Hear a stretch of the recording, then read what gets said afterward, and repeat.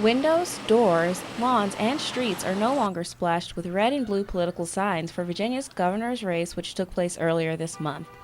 Once voter turnout data was looked over and people returned to their daily routines, a question arose. Did Virginians, especially young Virginians, even acknowledge the election?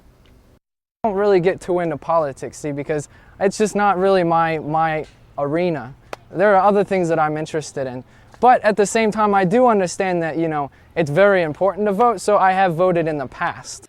Virginia's voter turnout rate was the lowest since 1969, with only 39% of voters casting their vote. Low voting rates appeared in those aged under 30.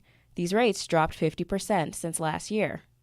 The young vote played an important role in President Obama's victory in Virginia. However, when Cree deeds came to crossroads right before the election, not very many people came to show their support.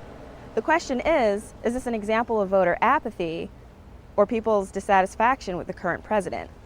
I feel like when it comes to voting, I feel like most people, especially college students, maybe not most people, but I know college students, the only person they care about is the president, even though the president doesn't really determine everything that happens in Virginia, but people think that's why it is. So I feel like everybody didn't care about the governor, nobody cared about state lieutenant or anything like that. They just cared about Obama.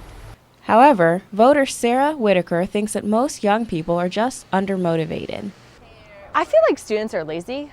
So I would assume that the reason why they didn't vote is a lot of our students are maybe from out of town. So absentee ballots are definitely a problem, I would say. I wouldn't fill out an absentee ballot.